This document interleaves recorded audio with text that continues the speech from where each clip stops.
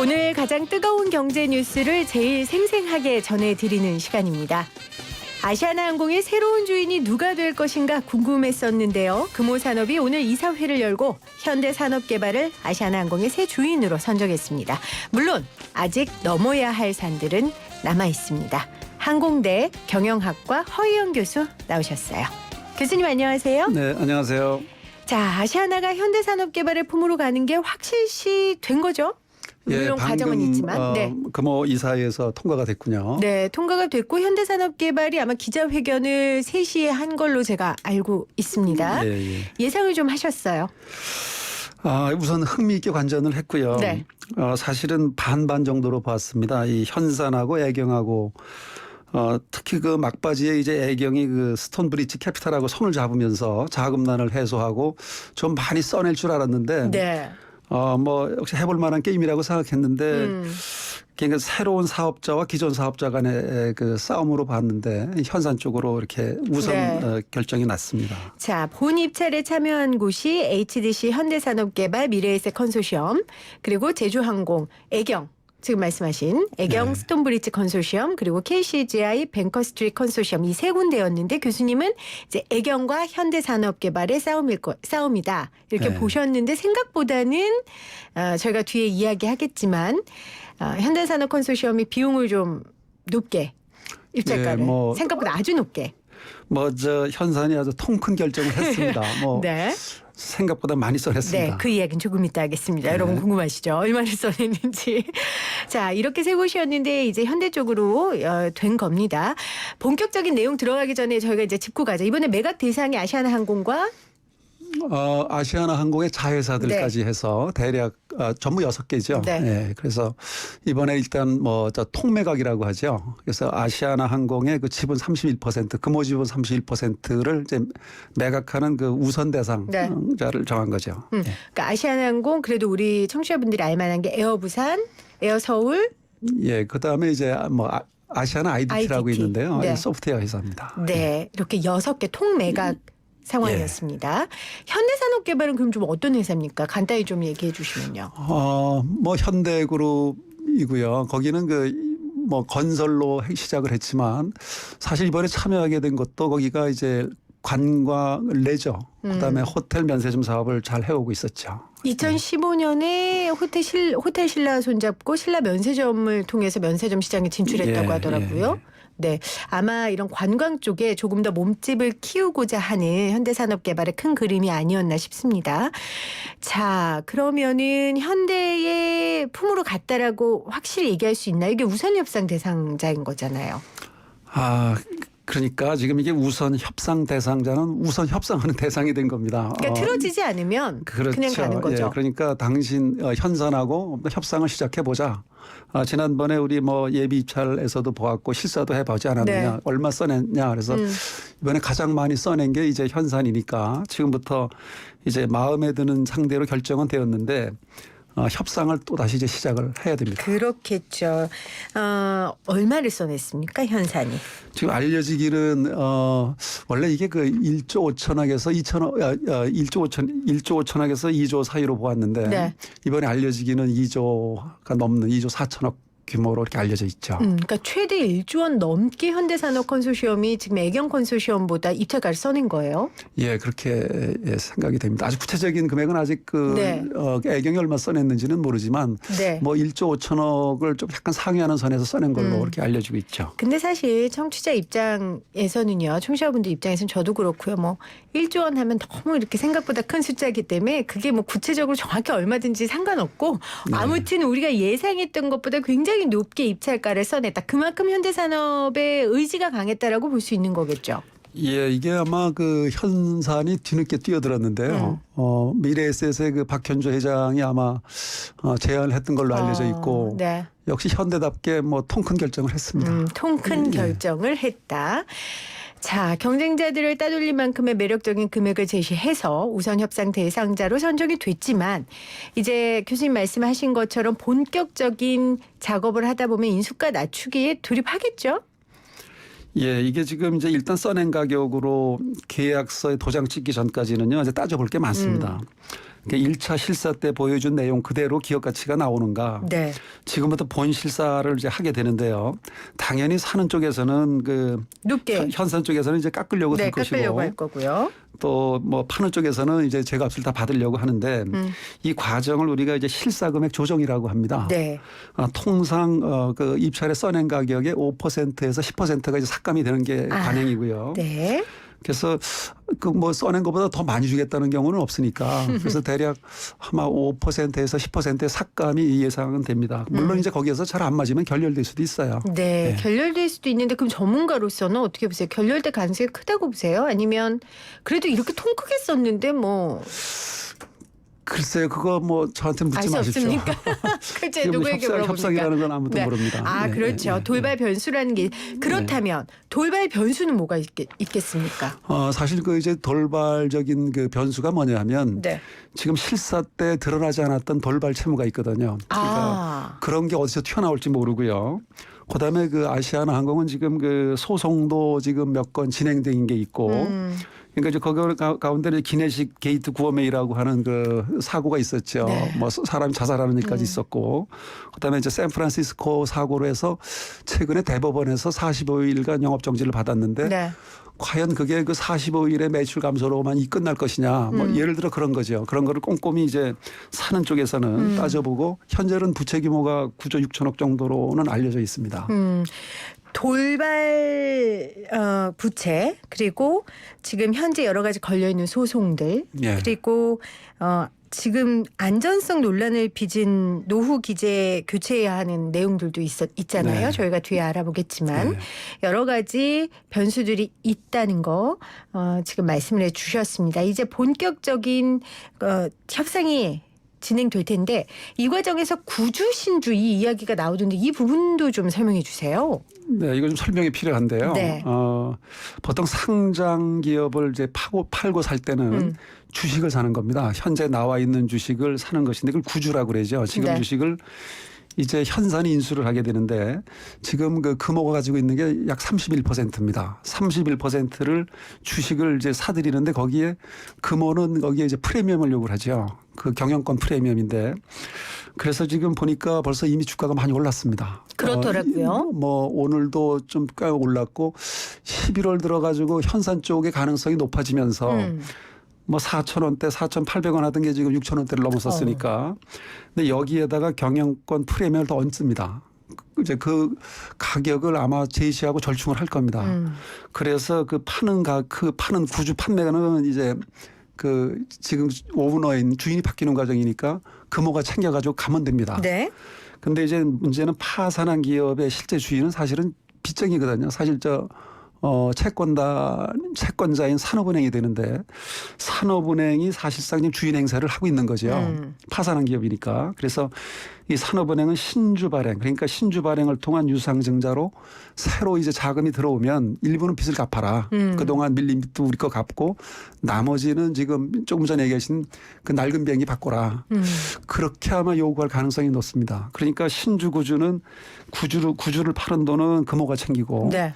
신주로 유상증자를 해서 파는 돈은 산업은행이 챙기고 나머지는 그 현산이 인수하는 기업이 이제 정상화 자금으로 이렇게 쓰게 될 겁니다. 네. 그러면 현산 입장에서는 신주가 굉장히 중요한 거잖아요. 본인들에게는. 그런데 지금 말씀하신 것처럼 채권자인 산업은행이 이제 이걸 얼마나 챙겨갈 것인가 또 하나는 이 금액을 어떻게 쓰라라고 지시할 것인가에 네. 대한 변수가 남아있는 건데 지금 산업은행 같은 경우에는 통매각이 아닌 분리매각도 가능하다. 이렇게 가능성을 열어놓고 있단 말이에요. 예. 이 부분은 어떻게 보세요? 그 지금 단계에서는 우선 협상을 하는 단계에서는 물론 사전에 이제 서로 논의는 있겠지만 지금 네. 결정할 사항이 아니고요. 지금 분리매각 얘기가 나오는 것은 그 일단 현산이 이제 아시아나를 인수하게 되면 그 이후의 문제입니다. 우리 공정거래법상에는 지금 HDC가 이제 지주회사거든요. 네. 그 밑에 HDC 현산이 있고 그 밑에 아시아나항공이 있고 그 밑에 이제 자회사들이 있는 것인데 그러니까 지주회사에서 보면 손자가 아니고 증손자 회사예요. 그러니까 공정거래법상에서 보면은 증손자 회사에 대해서는 손자 회사가 그러니까 네. 아시아나 그 손자 회사가 증손자 회사에 대해서는 100% 지분을 확보해라 2년 내로. 그렇지 않으면 2년 내로 매각을 하라 이렇게 법상으로 강제하고 있기 때문에 네. 현산의 입장에서는 아시아나를 인수하고 나서 저거를 계속 또 안고 갈 거냐 아니면은 핵심인 그 아시아나 항공만 놔두고 나머지는 되팔을 거냐 하는 그런 아마 그 고민을 하게 될 겁니다. 그러니까 살 때는 통으로 사고 팔 때는 찢어서 팔 수도 있다라는 그렇습니다. 그 말씀이세요? 권리를 이제 그 현산이 갖게 되는 거죠. 그러면 금호 입장에선 통매각이 좋은 거고 맞습니까?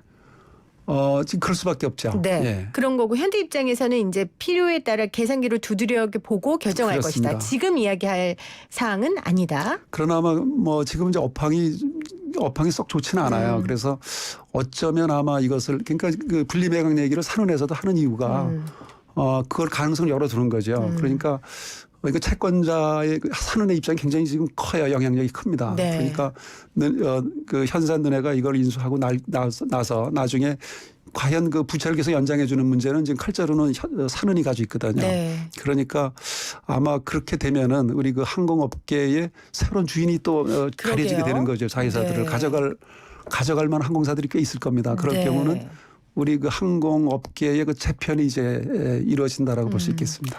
자, 항공업계의 재편 부분을 좀 살펴보죠. 오늘 아시아나의 도착지 현대산업개발 관련된 이야기를 한국항공대 경영학과 허희영 교수와 나누고 있는데요. 자, 항공업계 어떻게 바뀝니까? 현대가 아시아나를 품게 되면 그러면 구체적으로요? 사실은 그 금호 아시아나 항공이 그동안 뭐 30년 된 항공사인데요. 이제 30년이 지나면서 주인이 바뀌게 되는데 이번 주인은 상당히 강력한 플레이어가 등장을 했습니다. 그래서 대한항공의 그 리딩 캠페인이 지위는 그대로 가겠지만 아마 그 이번에 새로 주인이 바뀌는 그 현산이 아마 여기에 이제 도전을 하게 되고 다시 또 대한항공은 지위 유지를 해서 이제 도전과 응진이 이뤄질 것으로 보이고요. 1인자 자리를 위협할 만큼 튼튼합니까? 그렇게 현대산업개발이? 뭐 현대가 지금 가지고 있는 것만 해도 지금 그 관광업계, 레저, 호텔, 그렇죠. 면세점을 다 가지고 있고요. 이 항공과 관광은 불가분의 관계거든요. 그리고 주로 중단거리에서 영업을 해왔기 때문에 인바운드 외국인 관광객들을 불러들여서 돈을 쓰게 하는 그 프로그램 상품을 가지고 있는 거죠. 아하. 그런 점에서는 종전의 아시아나 항공보다는 훨씬 더 시너지를 키울 수 있는 여지는 있다. 그렇게 보는 겁니다. 그 현대산업개발이 강원 오크밸리 인수도 했고요. 그렇죠? 네, 그렇죠. 예. 뭐 호텔, 레저, 면세점 사업과 연계한 관광산업 전반으로 정말 지금 손을 뻗치고 있는데 거기에다 아시아나까지 품는다면 네. 정말 강력한 그런 업체가 될 것 같습니다. 대한항공도 그에 맞서서 정말 업계 1위를 지키기 위해 피나는 노력을 해야 될 것 같아요. 대한항공의 뭐 입지가 당장 흔들릴 회사는 아니지만 일단 그 외국인들을 불러들일 수 있는 그 항공사를 이제 안게 되었기 때문에 아마 그 시너지를 많이 그 다각화가 된 거죠 이제. 그런 점에서는 이번에 아마 그래서 통큰 배팅을 하지 않았는가 하는 생각입니다. 네. YTN 라디오 생생경제 오늘 아시아나의 도착지 현대산업개발 관련된 이야기 나누고 있고요. 유튜브 들어오셔서 YTN 라디오 치시면 보이는 라디오로도 여러분 함께 하실 수 있습니다. 자, 그렇다면 아시아나를 떠나보낸 이 금호산업의 미래는 어떻게 됩니까? 이 그룹 재편 어떤 방향으로 좀 진행될까요? 뭐 30년 전으로 그대로 돌아가면 됩니다. 금호고속으로 시작된 금호 아시아나 그룹은 사실은 지난 3월, 금년 3월에 회계감사의 그 한정의견으로 이제 부실화가 다 드러났고요. 결국은 회사가 이제 흥하고 망하는 거 마지막에는 이제 그 디폴트의 문제고 네. 채무 불이행이 이제 됐고 이 30년 기업의 수명이 종료가 되었는데요. 아마 금호 아시아나는 이제 이름부터 바뀌겠죠. 그래서 이제 아시아나가 떨어지고 금호그룹으로. 네. 결국 지금 주력 기업이었죠. 아시아나항공이 금호그룹에. 그렇죠. 근데 이제 주력 기업이 빠져나가고 자산 규모가 한 3조 원대로 줄어들게 됩니다. 그러니까 대기업 집단의 준대기업 집단 5조 원 미만으로 되기 때문에 지금까지 호남을 대표하는 기업으로 재계 10위 서열의 기업이 이제는 80위권 밖으로 이렇게 밀리는 이런 어떻게 보면 좀 안타까운 일인데요. 그렇네요. 그러나 지금 어떤 자구 노력 같은 거 지금 박상구 회장이나 박세창 IDT 사장이 밝히는 거는 이번에 매각을 통해서 일부 부채는 상환하고 그룹 재건에 힘쓰겠다. 이제 이렇게 의견을 내놓고 있습니다. 네. 교수님께서 30년 전으로 돌아가면 됩니다라고 말씀하셨는데 그 문장 하나에 얼마나 많은 이야기가 달려 있습니까? 그렇죠. 30년 동안 달려왔던 기업이 사실 후퇴하는 건데요. 뭐 그런데요. 그 세계적으로 그 글로벌 항공업계에서 보면은 아주 큰 그 글로벌 캐리어들도 항공사들도 많이 그 인수합병 과정을 겪으면서 국가적으로 그 항공 산업이 발전해 왔거든요. 네. 경쟁력이 강화되는 과정이고 그럼요. 뭐 흔히 그 법인이라고 하는 게 자연인보다 우리 자연인은 한 80년을 사는데 법인은 15년 산다고 그래요. 그러니까 좀 뭐한 얘기지만 뭐 그게 이제 그 어떤 법인의 어떤 숙명 같은 거죠. 우리나라 100년 기업이 뭐 지금 8개에서 7개로 줍니다. 이번 이를 계기로 금호산업은 더욱더 경쟁력 있고 좀 실속 있는 그런 네. 기업으로 거듭나기를 바라고요. 그리고 교수님께서 말씀하신 것처럼 한국의 항공업은 조금 더 경쟁력 있는 업체들로 다져지기를 저희도 기원해 봅니다. 오늘 교수님 나오셨으니까 이 관련된 이야기 해야 될 것 같아요. 보잉. 국내 148대 보잉 항공기 중에서 지금 현재까지 11대에서 문제가 발생했다는 거죠. 근데 이제 노후된 것들, 그러니까 많이 누적 항공이라고 하나요? 누적 운항? 예, 그 운항 횟수고요. 운항 지금 횟수. 말씀하신 거는 네. 지금 정확히 150대가 있습니다. 우리나라에 지금 날아다니는 비행기는 406대고요. 그 가운데 이제 이번에 문제가 되는 동체 균열이 발견된 그 보잉 737NG 넥스트 제너레이션 차세대 네. 계열이라고 하는데 그게 지금 150대였고요. 지금 뭐 국토부가 굉장히 빠르게 지금 대응을 해서 오늘까지 총 100대를 점검을 해 보니까 그러니까 2만 회 이상 운행한 오래된 비행기부터 점검을 해 보니까 지금 13대. 지난주까지는 9대였는데 네. 또 추가로 4대가 또 발견이 됐어요. 그래서 그럼 지금 총 13대의 문제가 예, 발생한 100대를 점검해 겁니까? 보니까 13대에서 네. 그 똑같은 현상이 발견이 되었습니다. 근데 이게 주로 LCC 저가 항공이잖아요. 이게 운항 중단으로 수익성 악화도 우려를 하지만 사실 그게 문제는 아니잖아요. 이 안정성 특히 항공기 사고라는 건 뭐 엄청난 피해를 네. 불러오니까요. 이 부분은 어떻게 해결해야 될까요? 우선 이 보잉 737 기종은 그 역사상 가장 많이 팔린 베스트셀러 기종이고요. 주로 중단 거리에서 굉장히 그 호평을 받았기 때문에 지금 세계적으로도 LCC들이 주력 기종으로 자리 잡고 있고요. 네.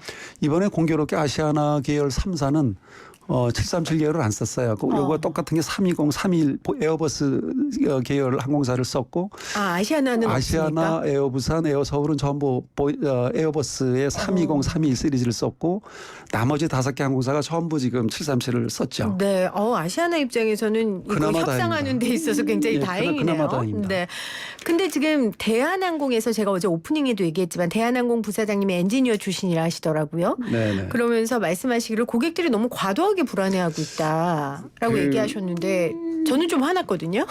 전문가 진짜요? 입장에서는. 이게 지금 이제 작년 10월에 보잉 737 맥스 기종이 작년 10월에 그 인도네시아 라이언에어가 사고가 있었고 금년 네. 3월에 또 있었죠. 연이어서 에티오피아 항공에서.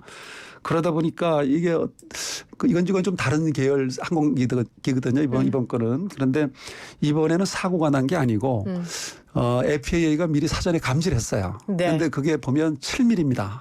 그 동체 부분의 날개 부분에 있는 아주 작은 그 실금이 발견이 됐는데 저는 그거를 감지해내는 거 바로 예방정비거든요. 그리고 나서 이제 FAA가 각국에 바로 통보를 했죠. 그리고 발빠르게 대응을 했는데 뭐 우리 이제 뭐 언론이나 이런 데서는 마치 비행기가 뭐 뚝 날아가는 게 떨어질 것처럼 그런데 사실은 그동안 그 항공 교통량은 지속적으로 늘어왔는데요. 항공기 사고율은 계속 감소해 왔습니다. 네, 그래서 다행인데 교수님 네. 한 번이라도 나면 안 되잖아요. 그러니까 네. 제가 어떻게 비유를 하냐면은 지하철이나 시내버스나 그거보다 훨씬 안전합니다. 네, 다만 네. 이제 어떻게 세계적인 항공사가 이런 그 기체 결함의 비행기를 여적지 팔았느냐 하는 점에서는 참 의아합니다. 그래서 이 보잉 관계자들이 한국에 와서 한 게 교체 대신 땜질이었다. 이제 이런 이야기도 나오고 있고, 그리고 저희가 전에 한번 폴리텍 대학의 항공운항과 교수님 모시고 이야기했던 것 중에 하나가 항공 네. 정비하는 인력이 우리나라에 많지 않다는 거예요, 자체적으로. 그래서 그런 근본적인 문제를 또 이야기하시기도 하셨었거든요. 네. 그래서 이번 기회를 통해서 아직 사고가 난 게 아니니까 당연히 첫 번째는 사고가 나지 않도록 해야 하고요. 두 번째는 아까 말씀하신 것처럼 어떻게 그렇게 큰 항공사가 이런 비행기를 팔 수 있는지에 대한 근본적인 좀 근절을 했으면 하는 바람입니다. 국토부 차원에서 보잉에 어떤 조치를 내리거나 할 수는 없는 거예요? 이번에 그 1차적인 책임은 이제 제작사인 보잉이고요. 네. 그거에 대해서 가망 인증이라고 해서 이 비행기는 안전하다라고 하는 그 인증을 하는 데가 이제 미국의 연방 항공청입니다. FAA인데 거기가 2차적인 책임이 있는 겁니다. 그리고 이제 우리 국토교통부는 거기에 준해서 안전을 관리 감독하는 우리 정부에서는 국토부가 그런데 비교적 현재까지는 신속하게 대응을 했고요. 네. 어제 그 국토교통부 차관이 이런 얘기를 이제 밝혔습니다. 우리나라가 그 외국보다 우리나라 항공사에서 발견된 737의 결함이 더 높다. 서너 배가 더 높은데 이렇게 발견 비율이 높으니까 필요하다면 FAA하고 같이 이 원인을 규명해 보자 이런 제안까지 했습니다. 네. 앞으로 좀 믿음을 갖고 지켜봐야겠네요. 예, 항공 여행은 안전하게 마음 놓고 타셔도 됩니다. 네. 오늘 아시아나 도착자 현대산업개발 이야기와 또 보잉 관련 논란, 안전성 논란이 좀 많아서요. 전문가인 한국항공대 경영학과 허희영 교수와 말씀 나눴습니다. 교수님 고맙습니다. 네, 고맙습니다.